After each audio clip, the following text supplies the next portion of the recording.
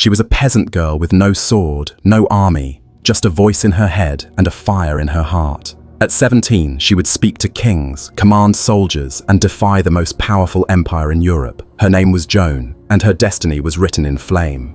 In the small village of Domrémy, nestled in the war-torn countryside of France, a young girl tended sheep and prayed in quiet solitude. Joan was unlike other girls, devout, strange, always listening. Then, at 13, the silence broke. She heard voices, celestial, powerful, undeniable. Saint Michael, Saint Catherine, Saint Margaret.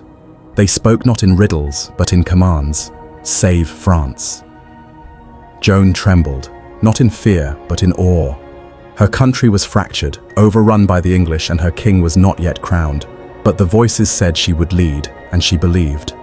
With no noble birth, no military training, and no father's blessing, Joan began her impossible journey.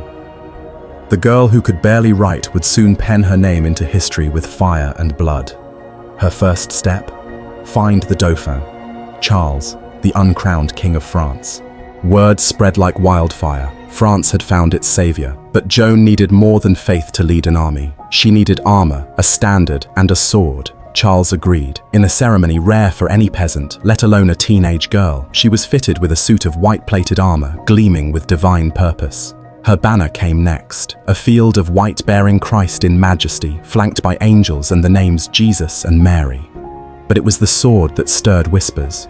Joan claimed she would find it behind the altar of the chapel at Sainte Catherine de Fierbois. Buried, forgotten. Skeptics scoffed, until it was found exactly where she said. The blade, aged yet strong, was cleaned and placed in her hands. She kissed it, not as a warrior, but as a servant of heaven. Though she had never fought in battle, her presence now silenced doubters and stirred fire in the hearts of men. With her standard raised and sword in hand, Joan prepared to march, not as a commander by training, but by calling. Ahead lay Orléans, a city under siege. Behind her rode an army willing, for the first time in years, to believe.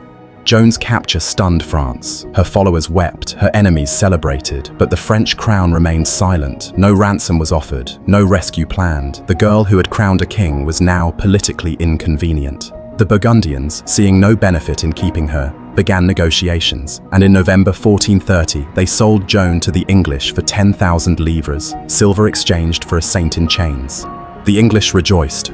For years, she had humiliated their armies and shaken their hold on France. Now, they had her in shackles. But executing a war prisoner wouldn't be enough. Joan had to be destroyed publicly, spiritually. She was taken to Rouen, the English stronghold in Normandy. There, a different kind of battlefield awaited, a courtroom. To kill Joan outright would risk making her a martyr, but if she could be branded a heretic, excommunicated and disgraced, the legend would die with her. Behind stone walls and guarded corridors, Joan was locked in a cold cell, alone, unwashed, and denied the sacraments. She prayed, she waited, and the voices that once guided her now fell silent. The trial was coming, and the swords she would face this time were words, lies, and fear. Joan of Arc's life ended in fire, but her legacy began there. She was not born to power. She held no title, owned no land, commanded no army by right. Yet her words stirred kings. Her faith moved thousands. Her courage reshaped a nation. She died at 19, her hands bound, her heart unshaken.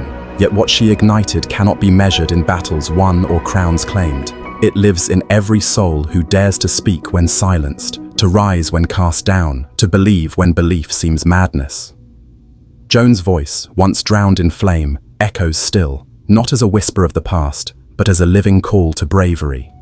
In her defiance, we see resilience. In her trial, the failure of power. And in her death, the triumph of truth over fear. St. Joan now stands not just in churches or monuments, but in the hearts of all who refuse to bow to injustice. Her armor rusted long ago, but her flame burns eternal. She defied kings, she carried a crown, and though they silenced her voice, the world still listens. Joan of Arc did not vanish in the smoke. Orléans had endured English siege for months. Its people starved, morale shattered, and French commanders hesitated, paralyzed by fear. But when Joan arrived in April 1429, everything changed. Clad in armor and riding a white horse, she entered the city like a divine omen. Crowds lined the streets, weeping and cheering. Soldiers who once mocked her now stood at attention. Joan brought more than food and troops. She brought hope.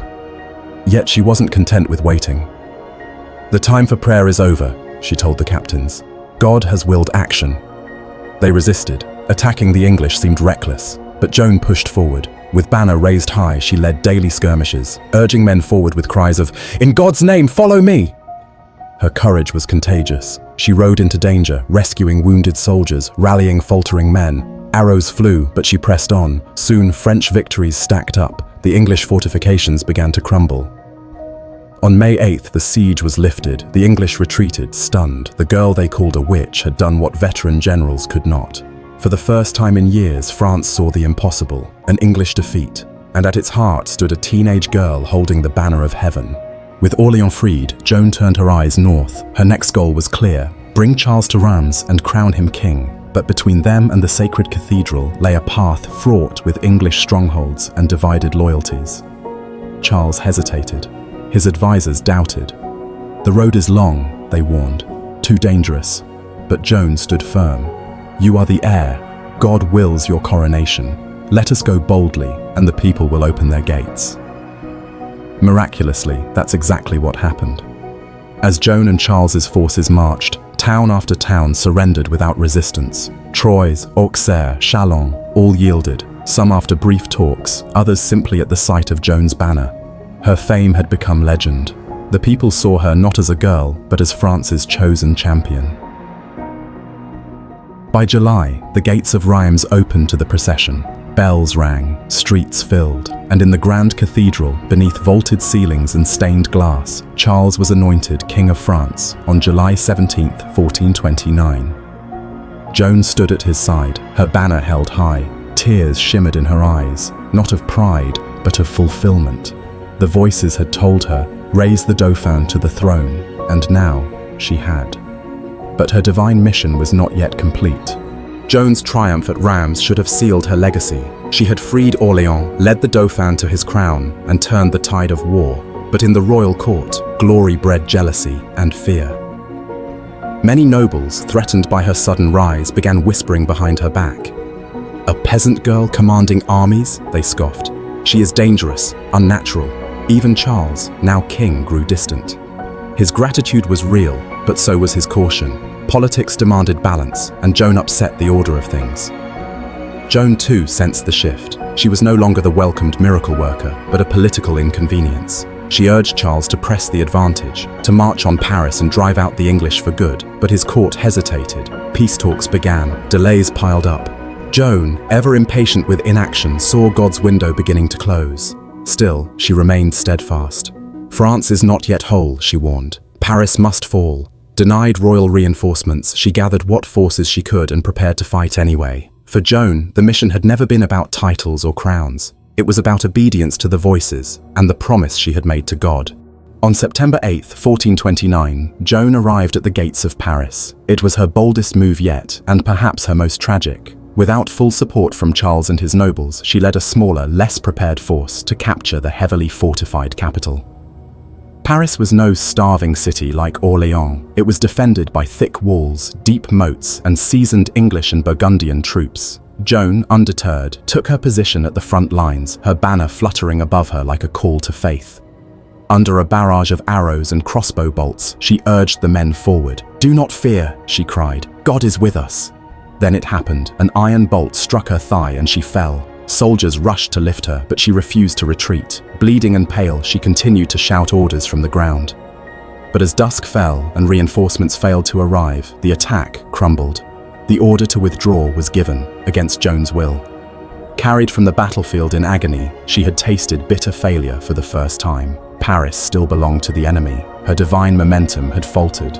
As weeks dragged on, Joan's trial turned from inquiry to torment. Denied legal defense, she was badgered relentlessly, sometimes questioned multiple times a day by a rotating panel of clerics determined to catch her in contradiction. They targeted her visions. "Do your voices speak truthfully?" "Yes," Joan said. "They are sent by God." "Then swear upon pain of death to obey the church," they demanded. "I will obey the church, God's church," she replied carefully. but I will not deny what my voices have told me. It was a trap. The judges wanted submission to their authority, not God's. Joan understood the danger but would not betray her mission. Alone in a dark prison cell, chained by the feet and surrounded by male guards, Joan was denied access to a confessor. She asked to attend mass. They refused. She requested a woman to watch over her, denied again. She began to weaken, physically, emotionally. Her food was foul, her clothes torn, and still, she refused to recant. The voices were silent now, or perhaps she was too exhausted to hear them. But Joan clung to her truth, even as the world around her worked to tear it apart. When the flames died, little remained of Joan but ash and bone. Fearing the rise of a martyr, the English ordered her body burned twice more, until nothing was left but scorched dust. Her remains were scattered in the Seine, as if they could erase her memory from the land. But it was too late. Witnesses to her death spoke of her courage, her calm, her cry of Jesus on the pyre. The crowd, once unsure, now murmured of injustice. Even some English clerics confessed doubts. Had they burned a saint? Back in France, the silence from Charles VII remained deafening. The king she had crowned did nothing to save her, nor to avenge her. Perhaps he feared the truth her trial would reveal, that France owed its throne to a peasant girl the church had branded a heretic. But among the people, Joan's legend began to grow. Stories of her bravery, her visions, her unwavering faith spread like wildfire, across towns, across generations. The English had hoped to destroy her. Instead, they gave her a new kind of immortality. Joan had died in flames, but France would remember her in light. Though her body turned to ash, Joan of Arc's presence has never left the world she once bled for.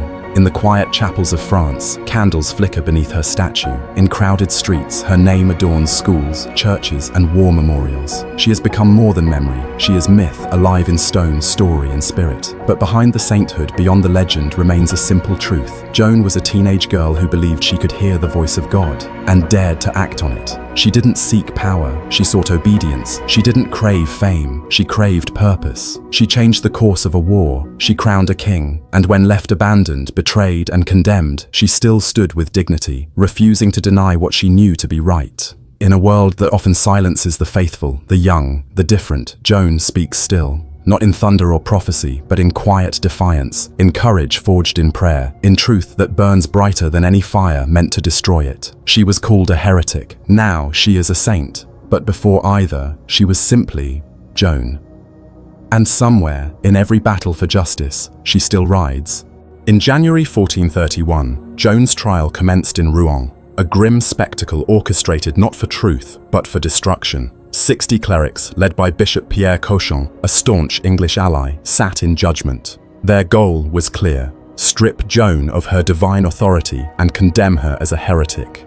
Joan stood alone, without counsel, denied even a fair advocate. She was interrogated for hours each day in Latin and ecclesiastical French, pressured to stumble. Yet she answered with clarity, often turning their own questions against them. "Do you believe God hates the English?" they asked. "I do not know if God loves or hates the English," she replied, "but I know he wills them driven out of France." They questioned her visions. She held firm. They challenged her attire. She defended it, saying she wore male clothing to protect herself from assault in prison. They called her stubborn. She called herself obedient to God, not men. Again and again, Joan baffled them. Her calm defied fear. Her answers showed no madness, no possession, only conviction. But the verdict had been written before the trial began. The court wasn't seeking truth, it was crafting a death sentence, and each day brought Joan one step closer to the flames. In January 1431, Joan's trial commenced in Rouen, a grim spectacle orchestrated not for truth, but for destruction. 60 clerics, led by Bishop Pierre Cauchon, a staunch English ally, sat in judgment. Their goal was clear: strip Joan of her divine authority and condemn her as a heretic.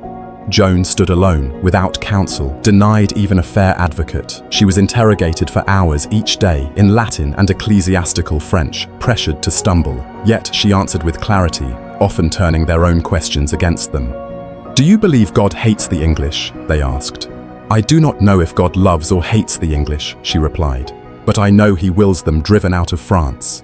They questioned her visions. She held firm. They challenged her attire. She defended it, saying she wore male clothing to protect herself from assault in prison.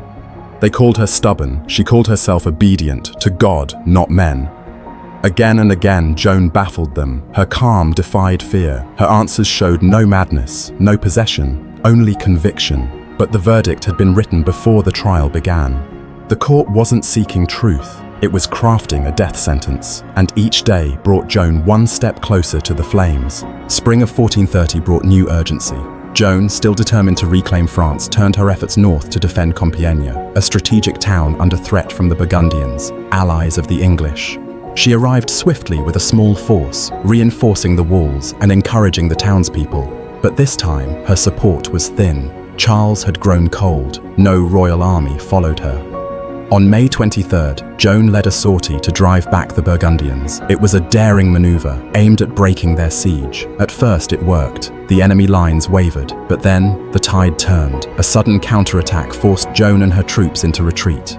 As she rode back toward the gates of Compiègne, the drawbridge suddenly began to rise. "Wait!" she cried, but it was too late. Trapped outside the walls, surrounded by enemy soldiers, Joan was pulled from her horse and captured. She fought fiercely, refusing to surrender her sword or banner, but the Burgundians overwhelmed her. The girl who had once ridden through enemy lines untouched was now a prisoner. France did not send help. Charles did not negotiate. And Joan, the Maid of Orléans, was left in the hands of those who wished her silenced. Even centuries after her death, Joan of Arc's image continues to evolve, shifting through history like the banners she once carried. In every age, she has meant something new. During the French Revolution, she was invoked as a symbol of the people's will, defiant, incorruptible. In World War I, she stood tall as the patroness of soldiers, her armor gleaming on propaganda posters rallying troops to the front. For the church, she became a model of faith under persecution. For feminists, a trailblazer who shattered the expectations of her gender. Statues of Joan rise across cities: Paris, New Orleans, London. Writers from Voltaire to Mark Twain explored her life. Filmmakers captured her fire. Her voice, once condemned as madness, is now remembered as clarity the world was not ready to hear. Yet, for all the praise and reinvention, Joan remains elusive. Neither holy saint nor soldier, not simply martyr nor mystic. She exists somewhere in between, a soul who stood alone against empires, armed only with belief. In every time of doubt, Joan returns, not as a relic of the past, but as a reminder. One voice, pure and unshaken, can still echo across centuries. The 100 Years' War ended not with celebration, but with exhaustion. Both England and France emerged forever changed, scarred, yet reborn. In France, the war had burned away the old feudal order. Out of the ashes rose a stronger monarchy, with Charles VII laying the groundwork for centralized power. The standing army he created became a model for future kings, and the chaos that had once ruled the French countryside gave way to royal control. England, however, spiraled into turmoil. The immense cost of the war, economically, socially, and politically, left the nation weakened. Discontent festered. Nobles turned on one another. Within 2 years of the war's end, England fell into civil war, the Wars of the Roses. What had begun as a fight for glory abroad had led to bloodshed at home. But legacies endure beyond borders. The war stirred national identity. England was no longer just a realm of kings. It was becoming a nation of Englishmen. In France, a battered land rallied behind a crown reborn. The 100 Years' War had redrawn maps, rewritten dynasties, and reshaped history. It was more than a conflict. It was a crucible, and from its fire, 2 nations emerged, forever transformed. Joan's reprieve was short-lived. Imprisoned once more under harsh English guards, she was given a dress to wear. But in a few short days, something changed, something the judges would seize upon. Joan was found again, wearing male clothing. Why? Some claimed the guards stole her dress and left her no choice. Others believed she returned to her old clothes out of defiance. Joan herself explained, in men's clothing, she could better protect herself from assault. She had begged for female supervision and been denied. Her voices, she now said, had returned, and they were displeased.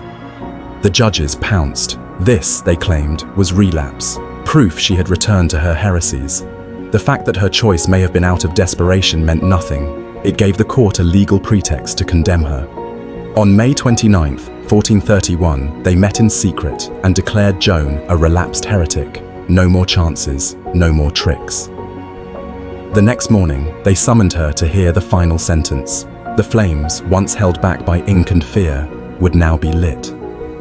The girl who had crowned a king would be burned by the very church she had long served. By May 1431, the judges grew desperate. Joan had outlasted their questions, deflected their traps, and refused to abandon her visions, so they escalated. Now came threats. Direct, brutal, unmistakable. If you do not recant, they warned, you will be burned.